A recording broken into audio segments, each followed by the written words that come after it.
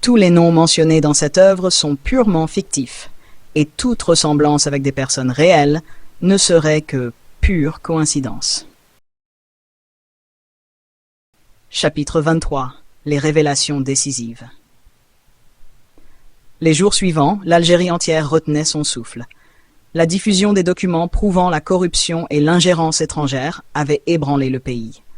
Les manifestations prenaient de l'ampleur et la pression sur le gouvernement augmentait chaque jour. Samira et son équipe travaillaient sans relâche, s'assurant que chaque information était vérifiée et diffusée. Le soutien de la population et des médias internationaux leur donnait l'élan nécessaire pour continuer leur lutte. Un matin, Samira reçut un appel crypté d'un contact haut placé au sein du gouvernement. Elle décrocha avec prudence. « Samira, c'est Ahmed. Nous devons parler, Yves. » Ahmed était un ancien collègue de Samira, maintenant en poste au ministère de l'Intérieur. Ils se mirent d'accord pour se rencontrer dans un lieu discret. Lorsqu'ils se retrouvèrent, Ahmed lui parla en toute franchise. Le gouvernement est en pleine tourmente. Certains membres commencent à réaliser qu'ils ne peuvent plus continuer comme avant, mais il y a des factions puissantes qui résistent au changement. Que proposes-tu, Ahmed? Nous avons besoin de temps et de preuves supplémentaires pour convaincre les indécis. Nous devons trouver un moyen de frapper un grand coup pour que les réformes deviennent inévitables. Samira hocha la tête. Nous avons déjà des preuves solides, mais il faut plus. Nous devons montrer l'ampleur de la menace étrangère. Ahmed réfléchit un instant. Je vais te donner accès à des fichiers confidentiels, mais tu devras être très prudente. Si quelqu'un découvre que j'ai divulgué ces informations, je suis fini. Samira remercia Ahmed et repartit avec les nouveaux documents.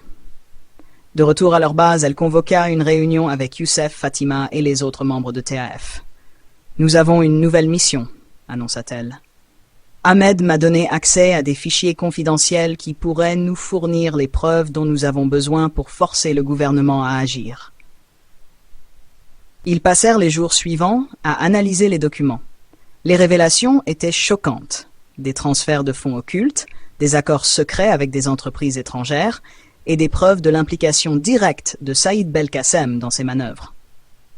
Ces informations sont explosives, déclara Youssef. Si nous les publions, le gouvernement n'aura d'autre choix que de réagir. Samira acquiesça. Mais nous devons être prudents. Nous ne pouvons pas simplement les publier comme ça. Nous devons préparer une stratégie pour maximiser l'impact. Ils décidèrent de planifier une diffusion massive et coordonnée, impliquant les médias locaux et internationaux. En parallèle, ils lancèrent une campagne sur les réseaux sociaux pour sensibiliser la population et maintenir la pression sur le gouvernement. Le jour de la diffusion, Samira et son équipe étaient tendus mais déterminés. Ils savaient que leur avenir et celui de l'Algérie dépendaient de cette action. Lorsque les informations furent rendues publiques, l'effet fut immédiat. La population, déjà en colère, se souleva encore plus. Les médias internationaux relayèrent l'information, et des personnalités influentes commencèrent à prendre position en faveur des réformes. Le président, acculé, convoqua une réunion d'urgence avec ses conseillers les plus proches. « Nous ne pouvons plus ignorer cette situation, » déclara-t-il. « Il est temps de prendre des mesures drastiques. » Saïd Belkacem fut arrêté, et une enquête indépendante fut lancée pour examiner les accusations de corruption et d'ingérence étrangère. Le gouvernement annonça également une série de réformes pour renforcer la transparence et la responsabilité. Mais pour les porteurs de lumière, la lutte n'était pas terminée.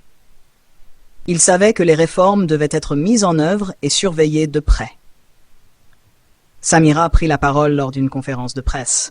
« Nous avons remporté une bataille, mais la guerre pour la justice et la souveraineté de notre pays continue. Nous devons rester vigilants et unis. Ce n'est qu'ensemble que nous pourrons construire l'Algérie de demain. » La population, galvanisée par les actions de TAF, répondit avec ferveur. Les manifestations se transformèrent en mouvements de soutien aux réformes, et l'espoir d'un avenir meilleur commença à se faire sentir. Samira et son équipe savaient qu'ils avaient encore beaucoup à faire, mais ils étaient prêts à relever le défi. Pour eux, il n'y avait pas de retour en arrière.